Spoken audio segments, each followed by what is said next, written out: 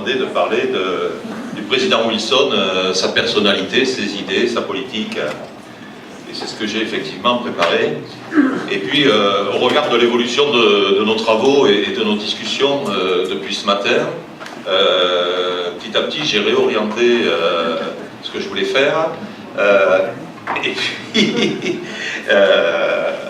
finalement, voilà, j'ai regratté une page tout à l'heure en écoutant ce qui se disait. Je vous propose effectivement de nous intéresser à la personnalité et à l'action du président Wilson, mais en faisant ponctuellement, au fur et à mesure, un certain nombre de coups de projecteur sur des événements de l'époque sur lesquels il me semble qu'il est important de revenir. Alors le président Wilson, notons tout d'abord que jusqu'en février, ça commence à basculer en février avec la déclaration de guerre sous-marine à outrance allemande, qui soulève en fait de grands espoirs chez les Français, grands espoirs d'intervention US. Jusqu'au début de l'année 1917, il est très critiqué dans la presse française. C'est sûrement une des plumes les plus acerbes, les plus pointues des éditoriaux en France. Mais il suffit de voir ce que Clémenceau écrit depuis 1914 régulièrement sur le président américain. Il est velléitaire, il est incapable de décider. C'est un pur esprit qui n'a aucune idée des réalités concrètes de la guerre, etc., etc., etc. Quoi. Donc il faut bien voir que 14, enfin le dernier semestre, les 5 derniers mois de l'année 14, année 15, année 16, début de l'année 17, il a, pour ne pas dire très mauvaise, du moins mauvaise réputation, le président Wilson en France. Ça va brutalement disparaître avec la décision d'entrer en guerre. Ça réapparaîtra en 19 avec la conférence de la paix. Par ailleurs, alors on parle bien évidemment de l'importance de la déclaration de la guerre sous-marine à outrance, mais pendant la période de neutralité, il ne faut pas oublier que les États-Unis et la Grande-Bretagne sont à au moins 2 reprises à 2 doigts de la rupture diplomatique. Parce que quelle est la priorité de Wilson? C'est la politique de l'open door, du commerce international, la liberté du commerce international. Et pour pouvoir assurer cette priorité de la liberté du commerce international, à l'époque, c'est la liberté des mers. La politique, dès l'automne 14, de blocus, alors allié, mais quand on dit allié, c'est britannique avec un suivisme français quand même. La politique britannique de blocus des empires centraux suscite, et un blocus de plus en plus sévère, de plus en plus étroit, suscite l'opposition de Washington parce que c'est absolument contraire à la liberté des mers. Un navire neutre n'a pas à être bloqué, il n'y a pas de détournement de navire, il n'y a pas de prise de cargaison, et la définition de tout ce qui est contrebande de guerre. Qu'appelle-t-on la contrebande de guerre? Et donc, il y a et le président Wilson va, à ces occasions-là, être accusé d'argutie juridique, par exemple par Clémenceau, qui dit que bon, quand on est en guerre contre l'Allemagne, tous les moyens sont bons. Mais en 15 ou en 16, en dehors des périodes de pic de crise aiguë type Lusitania, dans la durée, c'est presque l'opposition entre Washington et Londres qui est plus sourde, qui est plus profonde que l'opposition entre Washington et Berlin. À Berlin, quand on sent que Washington commence à réagir un peu trop rapidement, on fait un peu marche arrière. On suspend tel aspect de la guerre sous-marine, on donne des ordres aux commandants de sous-marins, etc., pour calmer le jeu des esprits américains. Alors que Londres ne cédera jamais sur l'aspect blocus des empires centraux. Voilà. Alors qui est Wilson? Wilson, c'est un fils du sud des États-Unis, qui a connu enfant les suites et les séquelles de la guerre de sécession, dans une famille très profondément croyante, très profondément chrétienne. Et donc il est le fruit de cette culture-là. C'est-à-dire qu'il a à la fois le souvenir de presque la misère dans son enfance, de vraies difficultés de vie, un rejet viscéral, familial des conséquences de la guerre pour les populations, et puis cette présence extrêmement forte dans la vie privée, dans la vie intime, dans la vie familiale de la religion chrétienne. Je ne suis pas catholique, chrétien. c'est un démocrate, et c'est un démocrate, ça a été dit ce matin, de tendance progressiste, hein, c'est-à-dire qu'il est d'abord aussi pacifiste. Et puis c'est un juriste, et je le disais rapidement tout à l'heure, très attaché au droit, au contrat, à l'acte signé, à l'engagement écrit et signé. Et en ce sens, très anglo-saxon aussi. Et en fait, c'est cet ensemble qui forme à la fois sa personnalité et qui va définir sa politique. Je crois que c'est François qui le disait tout à l'heure en introduction, lorsqu'il s'engage presque tardivement dans la vie politique pour devenir gouverneur, puis surtout dans la première campagne présidentielle, il va faire effort sur la lutte contre les trusts, sur la maîtrise de l'action ou de l'influence des trusts, et puis l'action en faveur de la population américaine, du peuple américain. Et cette priorité interne qu'il accorde à la population, ça explique aussi le choix de la neutralité, outre bien sûr le fait que les États-Unis soient une nation encore très cosmopolite avec des immigrants de première génération, etc. Mais ça explique aussi le choix de la neutralité, parce que la neutralité c'est une période, au moins sur 2 ans et demi, sur les 2 premières années, de très grande prospérité économique, avec des salaires qui vont parfois être multipliés jusqu'à 3. Avec une Amérique qui connaît une telle expansion économique qu'on manque de bras. Alors ça a un effet d'ailleurs, ce sont des mouvements de population importants du sud vers le nord, de population noire rurale qui remontent vers le nord des États-Unis et les zones industrielles, où elles vont se retrouver dans des statuts d'ouvriers sous-prolétarisés, en quelque sorte, si vous me permettez l'expression, avec de vraies émeutes raciales. Et on a là, à ce moment-là, la réaction de Wilson, président démocrate, pacifiste et chrétien, qui n'hésite pas à faire donner la troupe, ou à autoriser les gouverneurs à faire donner la troupe pour réprimer les émeutes raciales.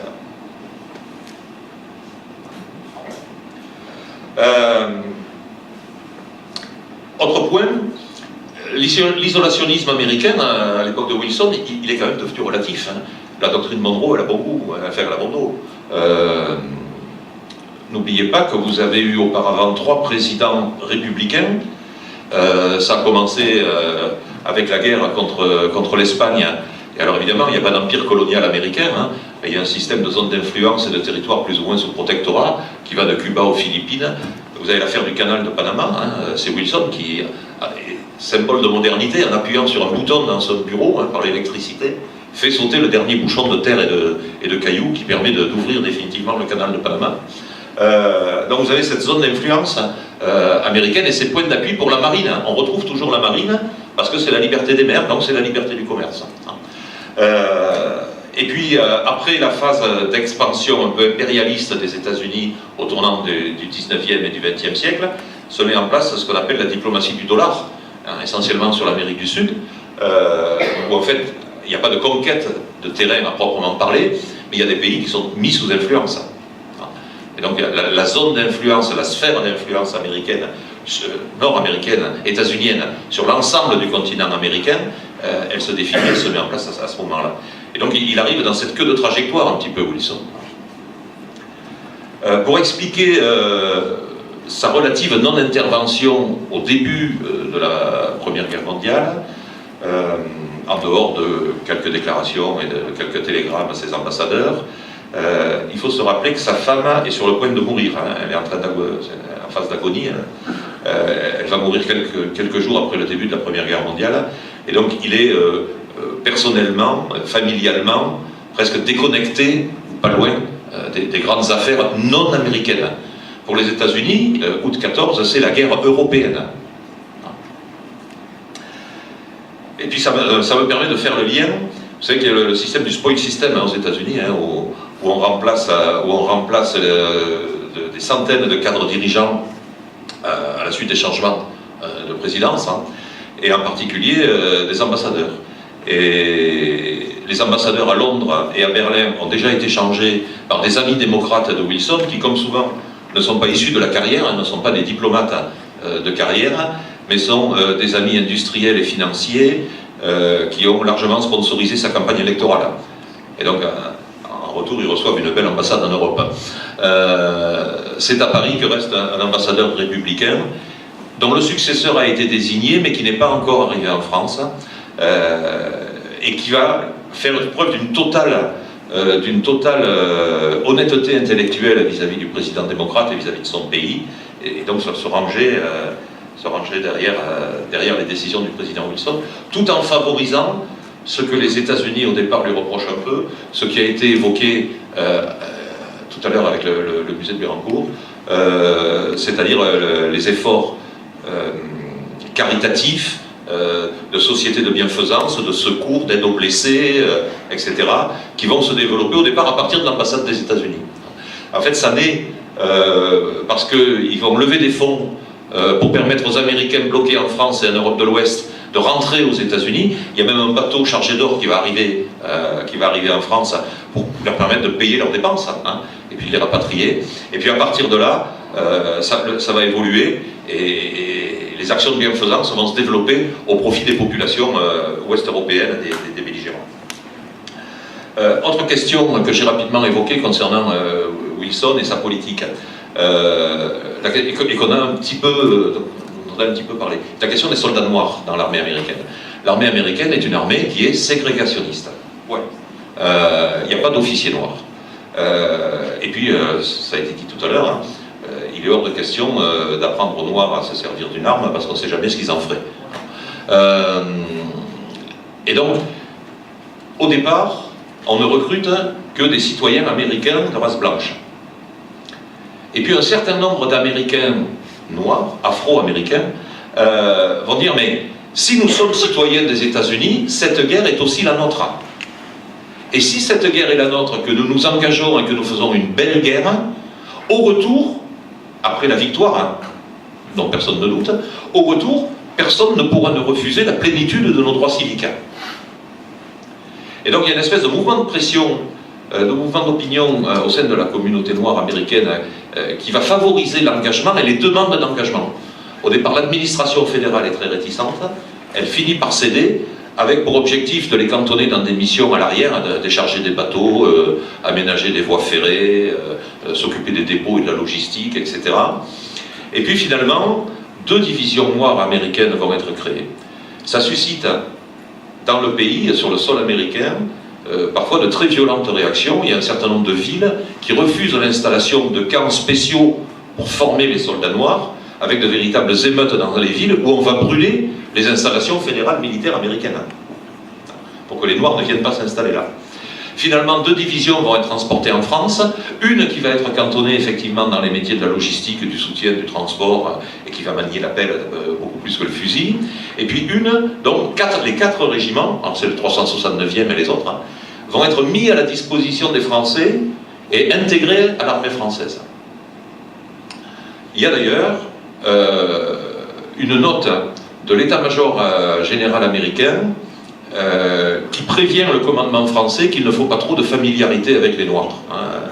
Et le commandement supérieur du corps expéditionnaire américain en Europe fait clairement savoir, l'exprime très clairement, formellement, qu'il faut cantonner ces Noirs dans des fonctions subalternes, etc. etc. Alors, il ne faut pas non plus enjoliver la réalité. Les Français ne vont pas faire des Noirs américains le nec plus ultra de la machine de guerre occidentale. Ils sont tous nos tirailleurs sénégalais, sont parfois dans des situations bien pénibles ou bien difficiles. Mais toujours est-il qu'on a quand même l'habitude d'agir, d'intervenir avec des contingents, je mets des guillemets, de couleur, et que ces soldats noirs américains, comme de toute façon on est en déficit d'hommes, ils vont être considérés presque comme des poilus comme les autres. Et donc, alors, d'une part, ils vont être progressivement équipés par les Français, puis ils vont avoir le sentiment d'être oubliés de Dieu, des hommes et de Pershing. On ne sait plus finalement qui les gère, si c'est les Français qui les gèrent ou si c'est les Américains, vraiment. Et on va les soutenir complètement, y compris en alimentation, et donc ils ont le quart de vin rouge du poilu français. Quand le YMCA apprend qu'on distribue du vin à des soldats américains, scandale. Le vin est strictement l'alcool est strictement interdit dans l'armée américaine. Puritanisme, etc. Et donc, le YMCA, via Pershing, parce que le YMCA, contractuellement, a en charge pour le corps expéditionnaire américain tout ce qui est action sociale auprès des soldats. Et donc, les soldats de ces 4 régiments noirs américains se verront supprimer le quart de vin rouge midi et soir, et ça sera remplacé par du sucre d'orge. Voilà. Et ce seront les seuls soldats sous commandement français qui, à la place du vin, recevront du sucre d'orge à la demande du YMCA. Ceci étant dit, quand un pacifiste se décide enfin à entrer en guerre, je le disais ce matin, il veut absolument y mettre tous les moyens. Et ce qui est absolument extraordinaire, c'est la motivation que Wilson met dès le vote des parlementaires américains à construire une armée américaine. Son objectif, c'est d'avoir, et Pershing est totalement en accord avec lui là-dessus, hein, d'avoir une armée américaine qui soit l'élément essentiel de la victoire attendue pour 1919. Et c'est grâce à l'armée américaine qui sera envoyée en Europe qu'en 1919, les adversaires de l'impérialisme allemand et du militarisme prussien obtiendront la victoire. Ça explique l'effort fait sur la logistique et la mobilisation industrielle et logistique américaine. Pershing considère qu'il ne peut avoir une armée de plein exercice, une autonomie de commandement égale à celle de Pétain pour la France ou de Heck pour les Britanniques, que s'il a 3 mois de réserve dans ses dépôts arrière, dans tous les domaines, plus 3 mois de dépôt dans les docks, dans les ports, sur les ports. Donc, avant, la première armée américaine en France, elle est constituée en août 18. Elle est officiellement créée en août 18. Il lui a fallu tout ce temps pour avoir non seulement suffisamment de personnel, non seulement suffisamment de personnel à peu près formé, globalement équipé, mais pouvant disposer, en échelon arrière d'armée et dans les ports, de 6 mois de réserve pour tous les types de matériel. Ce qui amène la construction de dépôts et de sites logistiques absolument extraordinaires, où le gouvernement américain va accorder la priorité. Les plus gros entrepôts frigorifiques d'Europe, ils sont construits dans les ports français pour la viande congelée américaine. La boulangerie militaire américaine 10 sur Tille, elle est capable de produire 1 million de pains par jour. Voilà. Et tout est à l'échelle américaine. Et à partir du moment où il aura ses effectifs et il aura ses moyens logistiques, Pershing exige d'être considéré comme un commandant en chef national au même titre que Haig et Pétain, et c'est Saint-Mihiel en septembre et Meuse-Argonne juste derrière. Pour revenir sur Wilson, alors c'est un personnage paradoxal, pétri de contradictions, si je peux dire. Il discute beaucoup les témoignages, alors les papiers de House, alors House, le colonel House, il n'a rien d'un colonel, hein, il a reçu ce grade honorifique au titre de la garde nationale de l'État du Texas par le gouverneur du Texas qui est un de ses obligés. Mais dont tout le monde l'appelle le colonel House. Donc ces papiers ont été publiés, ceux des secrétaires d'État, Lansing, etc. ont également été publiés, ils ont tous publié leurs souvenirs. Donc on a des très proches de Wilson qui ont beaucoup écrit sur lui, puis les papiers de Wilson ont été quasi exhaustivement publiés également. Il discute beaucoup quand il est confronté à un problème. Il prend beaucoup d'avis autour de lui. C'est toujours dans le même cercle, hein. C'est toujours les mêmes 5 ou 6 interlocuteurs qui sont autour de lui. Et une fois qu'il a pris sa décision, il est pratiquement impossible de le faire changer d'avis. Il y a un côté obstination, il a pris une décision, il va se donner tous les moyens pour faire aboutir cette décision. Avec un exercice assez solitaire du pouvoir, en fait. Il est le président des États-Unis, il a dans son gouvernement, au départ, uniquement quelques pontes, quelques chefs du Parti démocrate, et des membres un peu plus obscurs du Parti démocrate qui appartiennent à la tendance pacifiste dont il est, et progressiste dont il est proche. Au fur et à mesure qu'avance l'hypothèse ou la proximité de l'entrée en guerre, ces membres-là vont démissionner, globalement entre l'été 15 et le printemps 17, et il a un exercice de plus en plus solitaire du pouvoir. Au point que, pendant la conférence de paix de 1919, House et même Lansing se séparent de lui, s'éloignent de lui. Hein. Et on a des propos extrêmement durs du secrétaire d'État à la fin du printemps 1919, qui estime que Wilson a été accueilli avec un tel délire par la population, que ce soit à Londres, à Rome ou à Paris, quand il arrive en décembre 18, Il a été l'objet d'une telle presque adoration par les populations et la presse européenne et les élites européennes à l'Ouest lorsqu'il est arrivé en Europe et en France, que ça lui a tourné la tête. Pour parler très trivialement, il a pris le melon.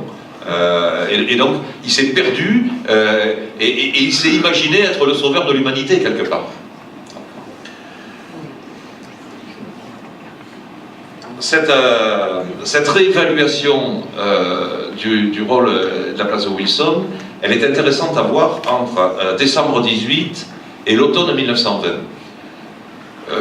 Dans le cadre de la conférence de paix, il va devenir celui qui fait basculer le processus de prise de décision. Alors d'abord à 10, puis à 4, puis à 3. C'est lui qui finalement tranche.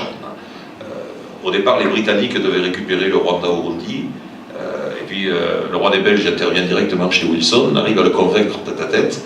Et c'est Wilson qui décide que le Rwanda-Burundi deviendront protectorat belge et non pas britannique. Voilà.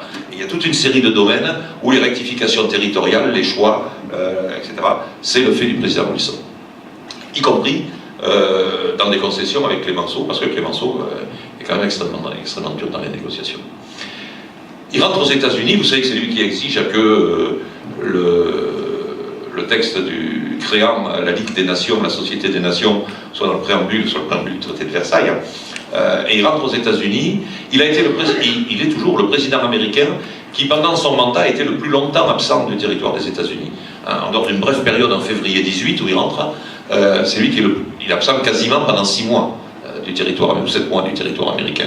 Et bien évidemment, pendant ce temps-là, à la suite des élections de midterm, des élections intermédiaires aux États-Unis, les républicains n'ont pas cessé, eux, de faire de la politique intérieure américaine. Et lorsqu'il rentre, dès le 10 juillet 19, il propose au Congrès de ratifier, aux parlementaires de ratifier le traité de Versailles.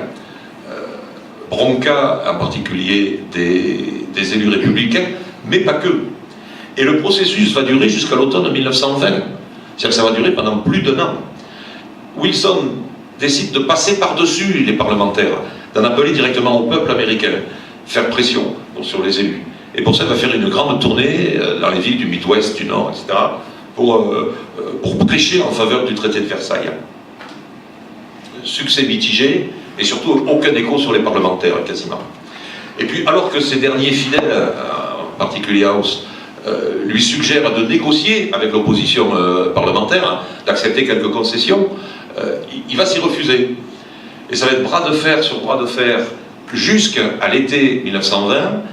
Et là, il va annoncer au peuple américain qu'il fait de l'élection présidentielle à venir le juge de paix de la ratification du traité de Versailles. Si vous me réélisez, vous faites le choix de la ratification. Si vous élisez mon concurrent républicain, il ne sera pas ratifié. On sait bien que c'est ce qui arrive finalement. Ce qui fait que les États-Unis sont, l'année d'après, le seul pays qui signe en bilatéral un traité de paix avec l'Allemagne. Ça on a aussi très largement oublié. Et deuxième conséquence, Wilson avait pris un certain nombre d'engagements à Paris, dont le fait d'un accord de sécurité, en quelque sorte, franco-américain, avec son parallèle qui était franco-britannique, et le fait que le traité de Versailles ne soit pas ratifié par les parlementaires américains. La grande crainte des parlementaires américains, c'est que les États-Unis soient engagés dans n'importe quel conflit, n'importe où dans le monde, sans y avoir des intérêts propres. C'est du moins l'argument qui est donné. Et du fait de la non-ratification du traité de Versailles par le Congrès, l'accord de défense, l'accord de sécurité franco-américain tombe de lui-même, devient nul de lui-même, et la France se retrouve sans la garantie de ses alliés anglo-saxons, puisque le traité avec les Britanniques va chuter immédiatement. Voilà ce que je voulais vous dire sur le président Wilson. Cette conception de l'exercice très solitaire du pouvoir, elle a très longtemps été gommée. Alors, on parlait du rapport histoire-mémoire, et là c'est aussi intéressant de voir la façon dont on présente le président Wilson, et dans la quasi-totalité des cas, il est présenté comme celui qui, en avril 17, obtient l'entrée en guerre des États-Unis et qui, à l'hiver 18-19, arrive presque en triomphateur en Europe. Je rappelle simplement qu'en octobre 18, par exemple, c'est avec le président Wilson que tente de négocier et de discuter les Allemands, que Wilson traite avec Berlin, sans avertir au préalable à Paris et Londres, et qu'il informe simplement, une fois que c'est fait, Paris et Londres de ses conversations avec Berlin. Donc on est vraiment dans une personnalité complexe. Je vous remercie.